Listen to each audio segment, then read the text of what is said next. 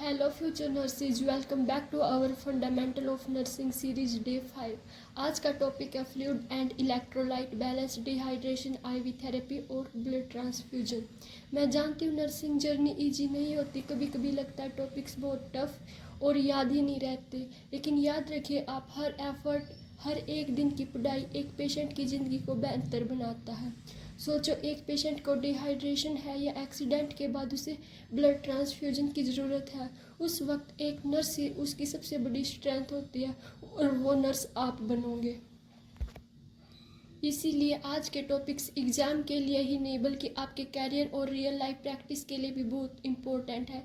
इस वीडियो में हम स्टेप बाय स्टेप समझेंगे fluid and electrolyte, dehydration, IV therapy and blood transfusion. Video को एंड तक जरूर देखिए। आप और मैं मिलकर ये जर्नी करेंगे और धीरे धीरे आप एक कॉन्फिडेंट, केयरिंग और स्किल्ड नर्स बनोगे। चलिए शुरू करते हैं। तो हम सबसे पहले करते हैं फ्लूइड एंड इलेक्ट्रोलाइट बैलेंस।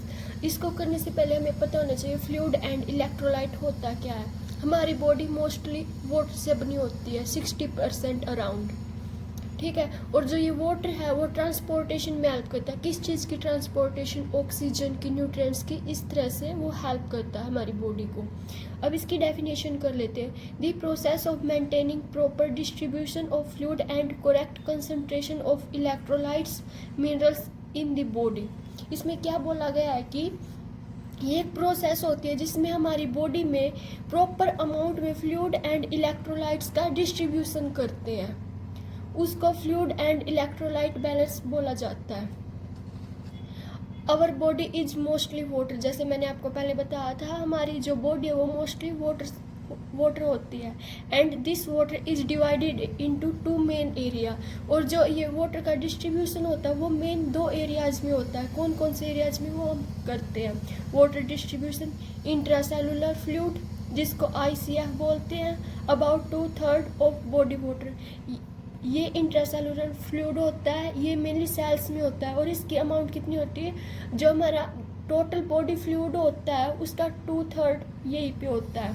फिर सेकंड है एक्स्ट्रा सेलुलर फ्लूइड, इसको ECF भी बोलते हैं। About 1/3 of body water include blood plasma plus fluid around cells.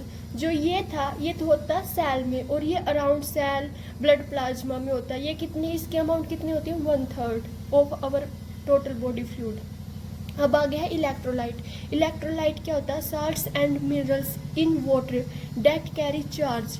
जो वाटर होता है उसमें कुछ साल्ट्स एंड मिनरल्स होते हैं जो चार्ज को कैरी करते हैं, उसको हम इलेक्ट्रोलाइट्स बोलते हैं। जैसे कि सोडियम, जिसको हम Na+ से डेनोट करते हैं। इसके अलग अलग फंक्शन होते हैं, बहुत सारे इलेक्ट्रोलाइट्स होते हैं और उनके अलग अलग फंक्शन होते हैं हमारी बॉडी में। जैसे सोडियम का क्या फंक्शन है? Control water balance, blood pressure, nerve impulse. इसका क्या फंक्शन है? वाटर के लेवल को बैलेंस करना, ब्लड प्रेशर को कंट्रोल करना एंड नर्व इम्पल्स को। फिर सेकेंड है पोटाशियम, इसको हम K से डिनोट करते हैं। इसका फंक्शन क्या? Keep heart and muscles working properly. इसका फंक्शन है हार्ट को और मसल्स को प्रॉपर वर्किंग करवाने में हेल्प करना। अब थर्ड है कैल्शियम। कैल्शियम का क्या फंक्शन है? Strong bones helps blood clot nerves and muscles. इसका फंक्शन है बोन्स को स्ट्रॉन्ग बनाना और ब्लड क्लॉटिंग में हेल्प करना नर्व्स एंड मसल्स में। अब आगे चलते हैं। आगे है मैग्नीशियम। इसका क्या फंक्शन है? Support enzymes and nerves. ये एंजाइम्स को और नर्व्स को सपोर्ट करता है। आगे है क्लोरीन। क्लोरीन को Cl से डेनोट करते हैं। Work with sodium for fluid balance. ये सोडियम के साथ मिलके वर्क करता है और फ्लूइड को बैलेंस करता है। फिर लास्ट है bicarbonate, maintain acid base balance. जो हमारी बॉडी में एसिड बेस होता है उसको मेंटेन करता है, उसको बैलेंस करता है। In simple words, body needs correct amount of water plus electrolyte. जो हमारी बॉडी है उसको करेक्ट अमाउंट में वाटर एंड इलेक्ट्रोलाइट्स की नीड होती है। Either if is too high and too low. अगर इनमें से कोई भी ज़्यादा या कम होता है, प्रॉब्लम्स लाइक स्वेलिंग, प्रॉब्लम्स आने लग जाती है, जैसे स्वेलिंग, सूजन होना, डिहाइड्रेशन एंड एरिथमिया, जो कि हार्ट प्रॉब्लम होती है। आगे इनके फंक्शन कर लेते हैं। सबसे पहले जो function of fluids and electrolyte balance, इसके क्या क्या फंक्शन होते हैं। Maintain blood volume and BP, जो हमारे बॉडी में ब्लड वॉल्यूम होती है उसको मेंटेन करना, बीपी को रेगुलेट करना, regulate acid base equilibrium, acid base को बैलेंस करना, transport nutrients and waste, waste को एंड न्यूट्रिएंट्स को ट्रांसपोर्ट करना, enable muscles concentration and nerve transmission, muscles concentration को इनेबल्स करना और नर्व ट्रांसमिशन में हेल्प करना। नर्सिंग रिस्पॉन्सिबिलिटीज, नर्सिंग की क्या क्या रिस्पॉन्सिबिलिटीज रहती है इसमें। Monitor intake and output chart, जो इनटेक एंड आउटपुट चार्ट होता है उसको मेंटेन करना। Assess daily weight, skin turgor, mucous membrane, daily patient है उसका वेट असेस करना, स्किन टर्गर को देखना, ऐसे पिंच करके देखते हैं उससे हमें वाटर लेवल पता लग जाता है, डिहाइड्रेशन तो नहीं, म्यूकस मेम्ब्रेन असेस करना। Monitor lab values, diagnostic test होते हैं उसमें लैब वैल्यूज होती है उनको मॉनिटर करना। Identify early sign of imbalance, पहले से ही आइडेंटिफाई करते रहना इनमें से कोई भी इम्बैलेंस तो नहीं हुआ, फ्लूइड या इलेक्ट्रोलाइट्स, जैसे एडिमा या कन्फ्यूजन से हमें पता लग जाता है, पहले आइडेंटिफाई कर लेते हैं। आगे चलते हैं, हमारा नेक्स्ट टॉपिक है डिहाइड्रेशन। डिहाइड्रेशन आपने सुना ही होगा, डिहाइड्रेशन होता है हमारे बॉडी में जब पानी की कमी हो जाती है उसको डिहाइड्रेशन बोलते हैं। अब इसको करते हैं meaning. Body loss more fluid than it take ins, not enough water for normal function. इसमें क्या बोला गया, जब हमारी बॉडी ज़्यादा फ्लूइड लॉस कर देती है देन किससे, जितना हम लेते हैं, not enough water for normal function, और जो वाटर होता है वो इनफ नहीं होता। किस लिए इनफ नहीं होता, नॉर्मल फंक्शनिंग के लिए। जैसे हमने पहले पढ़ा था फ्लूइड किस लिए हेल्पफुल है, बॉडी के नॉर्मल फंक्शनिंग के लिए, बहुत सारे फंक्शन परफॉर्म करते हैं किसके थ्रू, वाटर के थ्रू। अगर हमारी बॉडी में इनफ वाटर नहीं होगा तो वो नॉर्मल फंक्शन नहीं परफॉर्म कर पाएंगी। तो इसमें ये बोला गया जितना हम टोटल फ्लूइड लेते हैं उससे ज़्यादा हमारी बॉडी लॉस कर देती है। आगे इसके क्योज, किस किस क्योज से ये जो फ्लूइड है वो लॉस होता है, जैसे diarrhoea, vomiting, fever, sweating, burns, blood loss and diabetes. इन वजह से हमारी बॉडी में फ्लूइड लॉस होता है, ज़्यादा अमाउंट में लॉस होता है जिससे डिहाइड्रेशन होती है। आगे इसके टाइप, आगे इसके 3 type, isotonic, hypotonic and hypertonic. अब इनको कर लेते हैं। आइसोटोनिक में क्या बोला गया, water and electrolyte lost equally, most common. जो आइसोटोनिक टाइप है ये मोस्ट कॉमन होता है। इसमें क्या है, water and electrolyte same amount में लॉस होते हैं हमारी बॉडी से, इन दोनों की अमाउंट इक्वल रहती है। सेकंड है बी हाइपोटोनिक, इसमें क्या बोला गया, मोर इलेक्ट्रोलाइट लॉस्ट। इसमें इलेक्ट्रोलाइट होते हैं वो ज़्यादा लॉस होते हैं, वाटर लेवल हायर, और वाटर लॉस नहीं होता, वो ऐसे कैसे ही रहता है और इलेक्ट्रोलाइट लॉस हो जाते हैं। एंड थर्ड है हाइपोटोनिक, इसमें क्या बोला गया, मोर वाटर लॉस, जो वाटर है वो ज़्यादा लॉस होता है एंड इलेक्ट्रोलाइट बिकम कंसनट्रेटेड, और इलेक्ट्रोलाइट ऐसे कैसे ही रहते हैं। इसमें दोनों इक्वल अमाउंट में लॉस होंगे, इसमें इलेक्ट्रोलाइट लॉस होंगे, वाटर ऐसे कैसे ही रहने वाला, और इसमें वाटर लॉस होगा, इलेक्ट्रोलाइट ऐसे कैसे ही रहने वाले हैं। आगे इसके सिम्टम कर लेते हैं। डिहाइड्रेशन के क्या क्या सिम्टम होते हैं, जैसे ड्राई माउथ, मुंह का सूखा पड़ना, थ्रिस्ट, बार बार प्यास लगना, संकिन आई जैसे सूजन स्वेलिंग होती है इस टाइप से होती है, low skin, poor turgor, low BP, skin का ढीला पड़ना, ब्लड प्रेशर कम हो जाना, fast heart rate, less urine, dark urine, confusion and weakness. ये सभी साइन सिम्टम होते हैं किसके, डिहाइड्रेशन के। आई होप यहाँ तक सभी को समझ में आ रहा है। अगर कोई भी डाउट रहता है आप कमेंट बॉक्स में पूछ सकते हो। आगे इसका ट्रीटमेंट हम इसका 2 तरीके से करते हैं। अगर वो जो डिहाइड्रेशन है वो मिल्ड है तो हम उसको ORS सॉल्यूशन देते हैं, अगर वो सीवियर है तो हम उसको IV फ्लूइड देते हैं, और IV फ्लूइड में क्या देते हैं, normal saline and Ringer lactate. और हम क्या ट्रीट करते हैं, treat chaos, for example control vomiting, diarrhoea.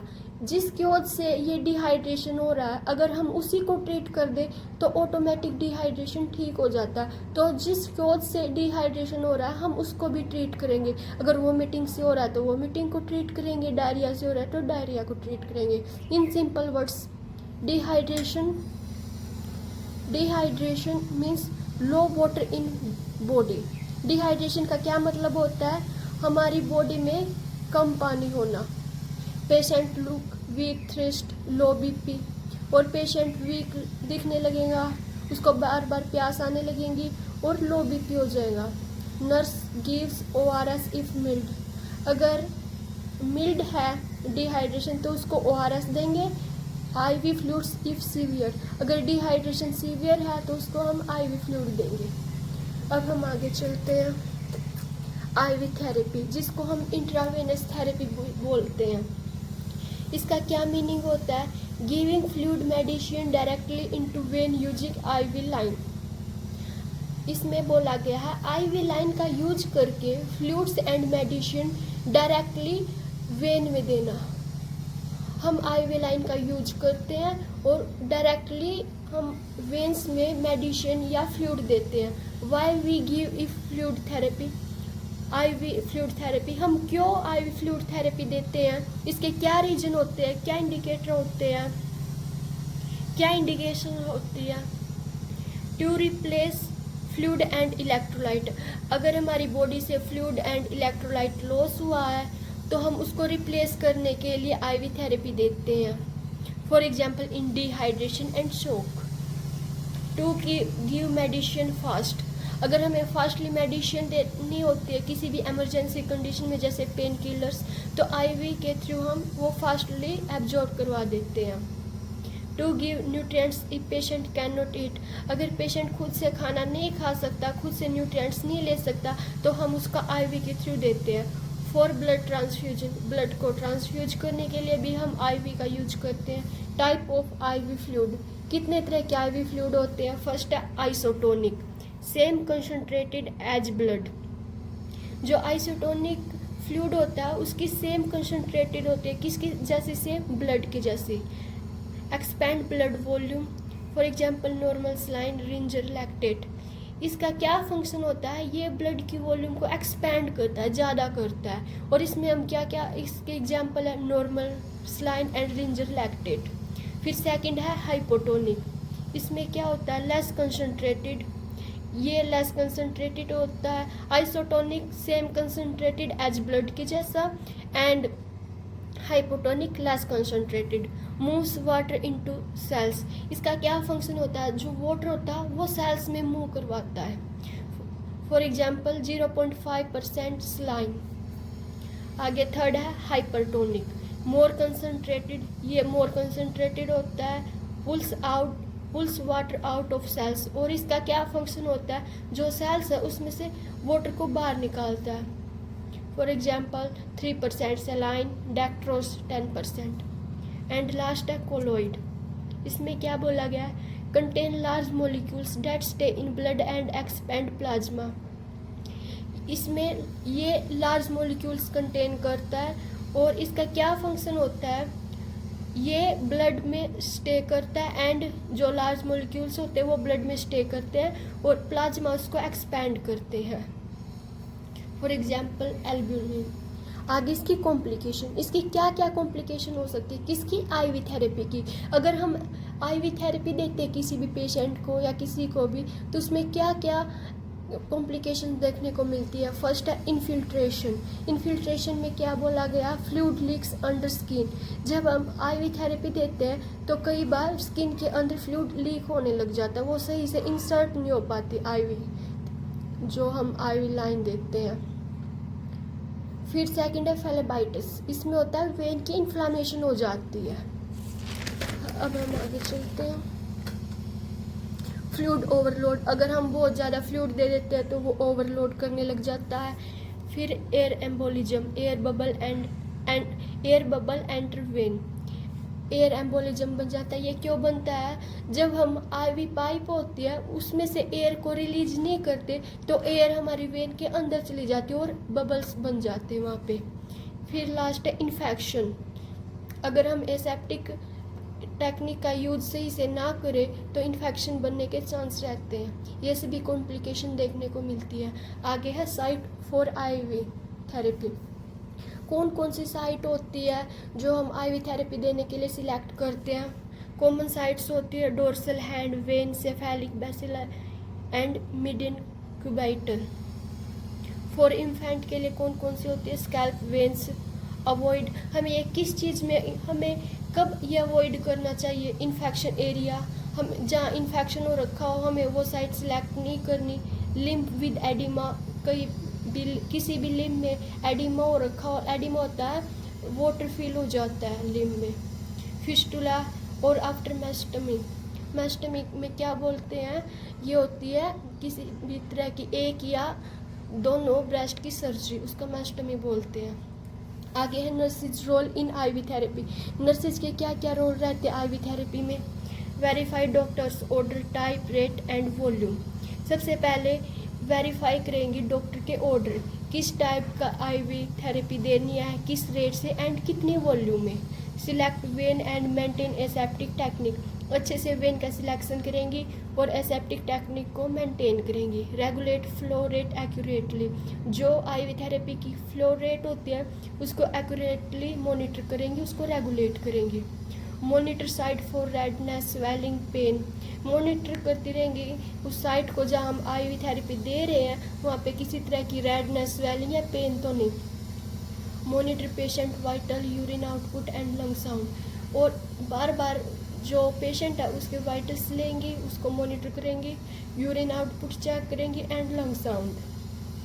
फिर है एजुकेट पेशेंट, पेशेंट को एजुकेट करेंगे किस बारे में? रिपोर्ट पेन, अगर report pain, swelling, burning, patient को एजुकेट करेंगे अगर किसी भी तरह की पेन, स्वेलिंग या बर्निंग सेंसेशन हो रही है तो हमें बताना। फिर है डॉक्यूमेंटेशन, अच्छे से डॉक्यूमेंटेशन करेंगे, इसमें लिखेंगे फ्लूइड टाइप, किस टाइप का फ्लूइड दिया गया, amount, rate and site condition, हर एक चीज़ मेंटेन करेंगे टाइम के साथ। अब आगे आईवी सेट देख लेते हैं क्या होता है। An IV set is the equipment used for giving fluid, medicine or blood product directly into a patient vein. IV set एक इक्विपमेंट होता है जो IV थेरेपी देने में हेल्प करता है। उसमें हम क्या क्या देते हैं? फ्लूइड होगी, मेडिसिन होगी, ब्लड प्रोडक्ट्स हो गए, डायरेक्टली इनटू पेशेंट वेन। जो हम IV थेरेपी देते हैं उसमें जो इक्विपमेंट यूज होता है उसको हम IV सेट बोलते हैं। दिखने में कुछ इस तरह का होता है। आगे इसके पार्ट देख लेते हैं एक बार। आईवी फ्लूइड एंड बोतल, वो यहाँ पे अटैच होती है जिसमें सॉल्यूशन होता है। ड्रिप चैम्बर होता है, ये ट्यूबिंग पाइप, ये बहुत लंबी होती है, ये अच्छे से ड्रॉ नहीं कर पाए, ये बहुत लंबी होती है ऐसे।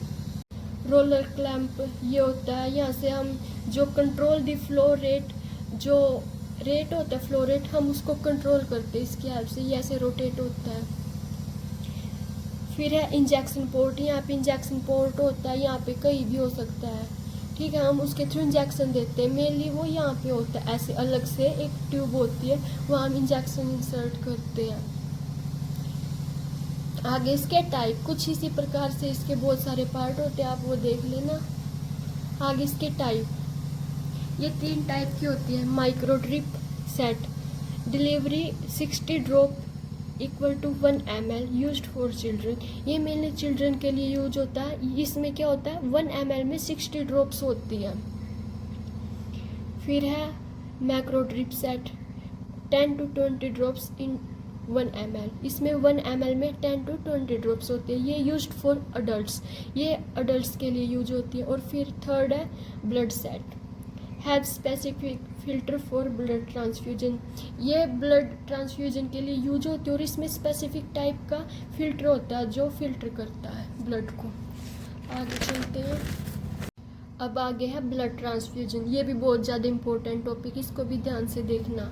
सबसे पहले हम इसकी डेफिनेशन करते हैं। Blood transfusion is the administration of whole blood और its component RCB, plasma, platelets intravenously to replace blood volume, improve oxygen carrying capacity और करेक्ट डेफिशिएंसी। इसमें क्या बोला गया है, ब्लड ट्रांसफ्यूजन में ब्लड या उसके पूरे कंपोनेंट, कौन से component, RCB, platelets and plasma, उनको हम रिप्लेस करते हैं। ब्लड वॉल्यूम रिप्लेस करते हैं किसके थ्रू? आईवी के थ्रू। और क्यों करते हैं? इम्प्रूव ऑक्सीजन कैरिंग कैपेसिटी, जो ऑक्सीजन कैरी करती है, ब्लड कैरी करता है, उसको इम्प्रूव करने के लिए। और करेक्ट डेफिशिएंसी, अगर हमारी बॉडी में किसी भी प्रकार की डेफिशिएंसी हो रखी है, उसको करेक्ट करने के लिए हम ब्लड ट्रांसफ्यूजन देते हैं। यहाँ तक समझ में आ गया होगा, मैं एक बार और एक्सप्लेन कर देती हूँ। ब्लड ट्रांसफ्यूजन क्या होता है? हम बॉडी में, पेशेंट की बॉडी में आईवी के थ्रू ब्लड को रिप्लेस करते हैं, ताकि किसी भी प्रकार की डेफिशिएंसी हो सके तो हम उसको करेक्ट कर सके, और जो ऑक्सीजन कैरिंग कैपेसिटी उसको इम्प्रूव कर सके, और ब्लड वॉल्यूम कम है तो हम उसको रिप्लेस कर सके। तो आगे इसके इंडिकेशंस फॉर ब्लड ट्रांसफ्यूजन हम क्यों देते हैं? सीवियर हेमरेज, ट्रोमा, सर्जरी, अगर किसी भी प्रकार का ज़्यादा हेमरेज हुआ है, ट्रोमा हुआ या सर्जरी के बाद हम ब्लड ट्रांसफ्यूजन करते हैं। आगे एनीमिया, खून की कमी में, शॉक, हाइपोवोल्मिक हेमरेजिक, अगर जो हमारी बॉडी में फ्लूइड की वॉल्यूम कम है तो उसके बाद भी हम ब्लड ट्रांसफ्यूज करते हैं। Burns, plasma loss replacement, Burns में क्या होता है, जब कोई जल जाता है तो उसमें प्लाज्मा का लॉस होता है, तो उस टाइम हमें रिप्लेस की ज़रूरत पड़ती है, प्लाज्मा को रिप्लेस करना पड़ता है। ब्लड डिसऑर्डर, किसी भी प्रकार का ब्लड डिसऑर्डर हो, जैसे ल्यूकेमिया, थैलेसीमिया, हेमोफीलिया, उस टाइम हम ब्लड ट्रांसफ्यूज करते हैं। And during major surgery, major surgery के टाइम भी हम ब्लड ट्रांसफ्यूज करते हैं। आगे है प्री ट्रांसफ्यूजन प्रिपरेशन, ब्लड को ट्रांसफ्यूज करने से पहले हम कौन सी प्रिपरेशन करते हैं? जैसे obtain doctor's order and consent, हम डॉक्टर से ऑर्डर लेंगे और कंसेंट लेंगे। Check blood grouping and cross matching, हम जो ब्लड ग्रुप है डोनर का भी और पेशेंट को भी, जिसको हम ब्लड ट्रांसफ्यूज करने वाले हैं, उसका ब्लड ग्रुप मैच करना है। डू कंपैबिलिटी टेस्ट, ये टेस्ट करना है। बेसलाइन इन्वेस्टिगेशन, हमें बेसलाइन इन्वेस्टिगेशन करने, जैसे HB, HCT and vital science, हमें सब कुछ अच्छे से चेक करना है, इन्वेस्टिगेट करना है। फिर है चेक ब्लड बैग, जो ब्लड बैग है उसको चेक करेंगे, उस पर पेशेंट का नाम, ID, blood group, RH factor, expiry date, appearance, no clots and discolouration, ये भी मेनली हम चेक करेंगे किसी भी प्रकार का उसमें क्लोट तो नहीं बना हुआ या डिस्कलरेशन तो नहीं। आगे है prepare IV line with transfusion set, जो IV लाइन है जिसके थ्रू हम ब्लड ट्रांसफ्यूज करने वाले हैं उसको प्रिपेयर करेंगे। Explain procedure to patient and give assurance, हम पेशेंट को जो प्रोसीजर है ब्लड ट्रांसफ्यूजन का उसको एक्सप्लेन करेंगे एंड रीअश्योर करेंगे पेशेंट को। Blood transfusion procedure step by step, हम कैसे करते हैं? Hand hygiene and maintain asepsis, सबसे पहले हम हैंड हाइजीन मेंटेन करेंगे और एसेप्सिस टेक्निक को भी मेंटेन करेंगे। जो एसेप्सिस टेक्निक होती है वो हमें हर जगह मेंटेन करनी होती है। Collect blood from blood bank, check expiry and labelling, हम ब्लड बैंक से ब्लड को कलेक्ट करेंगे, उस पर एक्सपायरी डेट चेक करेंगे, एक्सपायर तो नहीं, और लेबलिंग चेक करेंगे। फिर थर्ड है verify patient identity, name, ID and wrist band, जो पेशेंट है उसकी आइडेंटिटी चेक करेंगे, कैसे करेंगे? नेम से, ID से और रिस्ट बैंड से। फिर टेक बेसलाइन वाइटल साइंस, हम दोबारा से वाइटल साइन लेंगे, इसमें क्या क्या चेक करेंगे? Temperature, pulse, blood pressure, respiration rate and O2 saturation. फिर prime IV line with 0.9% normal line, फिर क्या करेंगे? जो IV लाइन हमने इंसर्ट की है, जो हमने कैनुला इंसर्ट की है, उसमें नॉर्मल लाइन देंगे हम 0.9% normal line. Never dextrose haemolysis, जो हम ना इसमें IV लाइन में सिर्फ नॉर्मल लाइन देंगे, ना कि डेक्ट्रोस, ये हेमोलाइसिस क्योज कर देती है। आगे है connect blood transfusion set with filter, जो ब्लड ट्रांसफ्यूजन सेट होता है उसको फिल्टर के साथ कनेक्ट करेंगे, इसमें फिल्टर बहुत ज़रूरी होता है। Start transfusion slowly, just 15 to 30 minute at 2 ml per minute, watch for reaction, हम स्टार्ट करेंगे ट्रांसफ्यूजन को स्लोली देंगे, फर्स्ट 15 to 30 मिनट तक हम सिर्फ 2 ml पर मिनट की रेट से देंगे, और वॉच करेंगे कोई रिएक्शन तो नहीं हो रही। और मॉनिटर वाइटल्स, बार बार में हम वाइटल साइंस को मॉनिटर करेंगे। बिफोर ट्रांसफ्यूजन, ट्रांसफ्यूज करने से पहले वाइटल्स चेक करेंगे। एवरी 15 मिनट फर्स्ट आवर तक हम प्रत्येक 15 मिनट में चेक करेंगे। एवरी 30 मिनट, फिर हम 30 मिनट में। हावरली टिन कंप्लीटेशन, जब तक कंप्लीट नहीं हो जाता तब तक हम चेक करते रहेंगे वाइटल साइंस। आगे complete transfusion with in 4 hours. जो ट्रांसफ्यूजन है हमें वो 4 आवर में कंप्लीट करना ही करना होता है। Risk of bacteria growth after that, क्योंकि बाद में इन्फेक्शन हो सकता है, वहाँ पे रिस्क ऑफ बैक्टीरिया हो जाता है। After transfusion flush line with NS and record procedure, जब ट्रांसफ्यूजन कंप्लीट हो जाए उसके बाद हम NS से फ्लश करेंगे लाइन को और प्रोसीजर को रिकॉर्ड करेंगे। अब आगे चलते हैं। Complication reaction of blood transfusion, जब हम ब्लड ट्रांसफ्यूज करते हैं तो उस टाइम कौन कौन सी कॉम्प्लिकेशन हो सकती है, क्या क्या रिएक्शन हो सकते हैं, वो देख लेते हैं, जो कि बहुत ज़्यादा इंपॉर्टेंट रहने वाला। हर नर्स को ये पता होना चाहिए ताकि वो किसी भी इमरजेंसी कंडीशन से बच सके।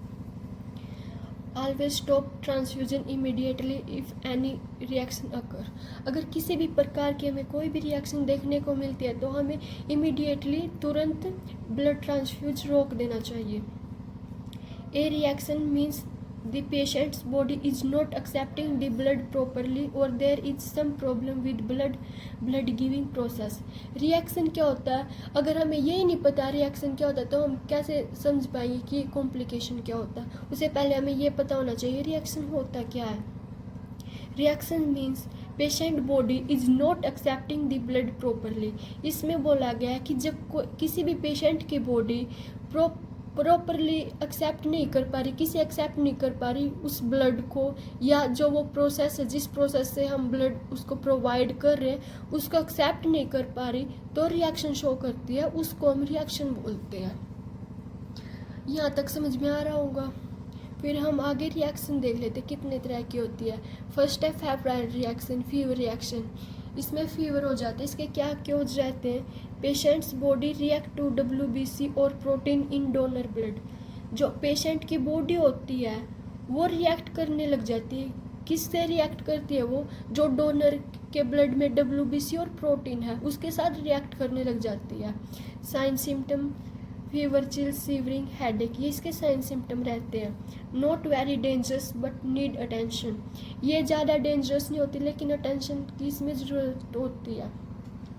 सेकंड है एलर्जिक रिएक्शन, क्योज, क्या क्योज रहती इसके, patient reacts to plasma protein in donor blood, जो पेशेंट है वो किस से रिएक्ट करता है, जो डोनर के ब्लड में प्लाज्मा प्रोटीन है उसके साथ रिएक्ट करता है और एलर्जी रिएक्शन बनाता है। इसमें पेशेंट को एलर्जी होती है। इसके साइन सिम्टम क्या है, itching, rashes, skin redness and urticaria hives, जिसको पित्त भी बोलते हैं। Usually mild but become serious if breathing difficulty occur, ये इतनी ज़्यादा सीरियस नहीं होती लेकिन अगर पेशेंट को ब्रीथिंग डिफिकल्टी हो रही है साथ में तो ये सीरियस हो जाती है। थर्ड है हेमोलाइटिक रिएक्शन, जो कि मोस्ट डेंजरस होती है। इसका क्या क्योज होता है, रॉन्ग ब्लड ग्रुप ट्रांसफ्यूज, जब हम रॉन्ग ब्लड ग्रुप ट्रांसफ्यूज कर देते हैं उस टाइम हेमोलाइटिक रिएक्शन देखने को मिलती है।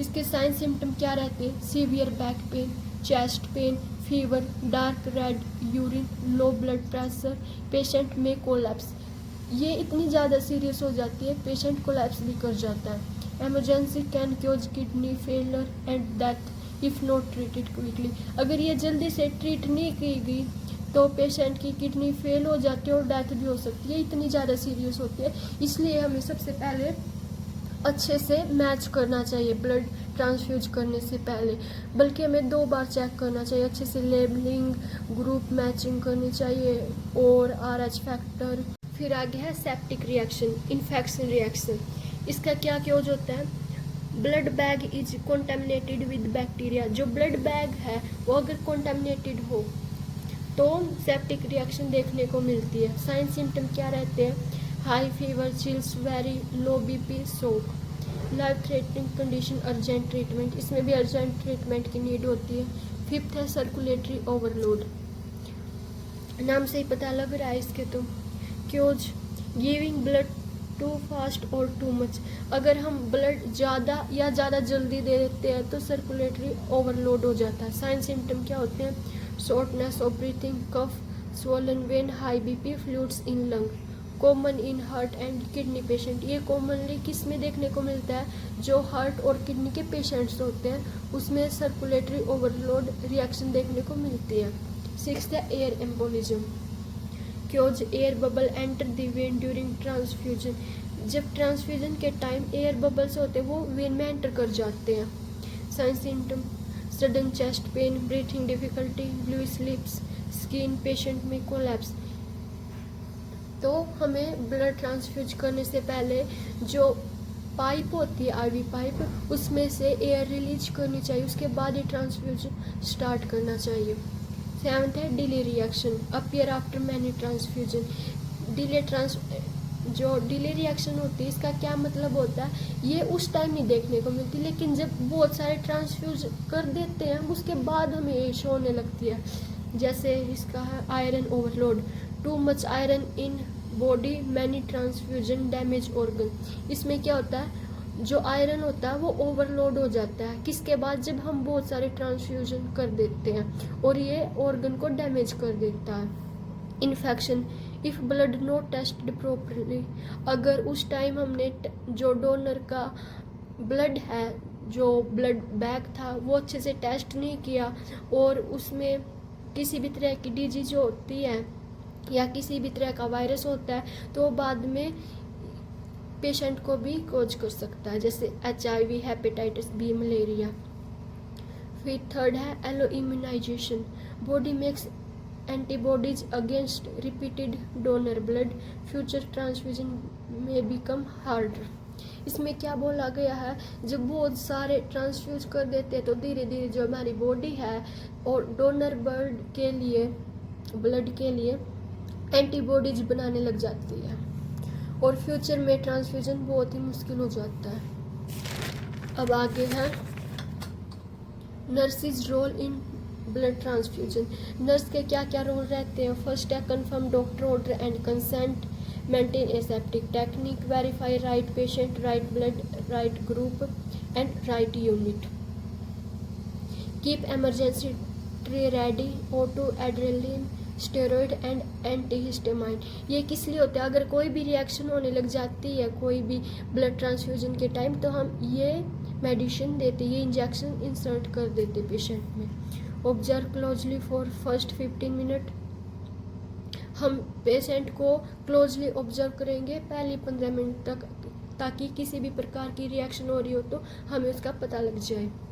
Monitor vital sign, urine output, educate patient to report symptom, chills, chest pain, itching. हम पेशेंट को बोलेंगे अगर किसी भी तरह का साइन सिम्टम देखने को मिल रहे हैं तो वो हमें रिपोर्ट करें। Documentation, time started, volume, transfuse, reaction if any, patient response, हम अच्छे से डॉक्यूमेंटेशन करेंगे। Nursing action in case of reaction, अगर किसी भी तरह की कोई भी रिएक्शन हो जाती है तो नर्स क्या एक्शन लेंगी? सबसे पहले स्टॉप ट्रांसफ्यूजन इमीडिएटली, जो ट्रांसफ्यूजन हम कर रहे हैं उसको इमीडिएटली स्टॉप कर देंगे। Keep IV line open with 0.9% NS, तो जो IV लाइन है हम उसमें NS इंसर्ट करेंगे, NS का इंजेक्ट करेंगे। Inform doctor and blood bank, हम डॉक्टर को इन्फॉर्म करेंगे। मॉनिटर वाइटल साइन कंटिन्यूसली, हम बार बार वाइटल साइंस चेक करेंगे। Send blood bag and IV tubing to lab for investigation, जो ब्लड बैग है और IV ट्यूब थी उसको हम लैब में पहुंचा देंगे इन्वेस्टिगेशन के लिए।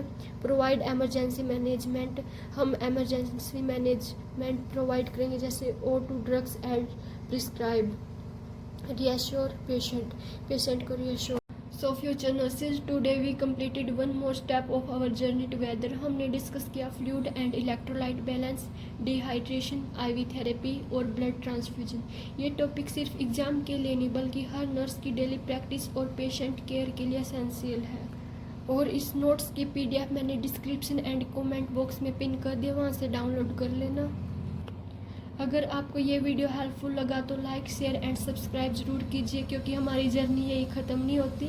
In day 6 of this series हम कवर करेंगे और भी इम्पोर्टेंट नर्सिंग कॉन्सेप्ट जो आपको एग्जाम और प्रैक्टिस दोनों में स्ट्रॉन्ग बनाएंगे। Until then stay focus, stay motivated और हमेशा याद रखिए आप नर्स बन रहे हो और आप एक अच्छी नर्स बनोगे।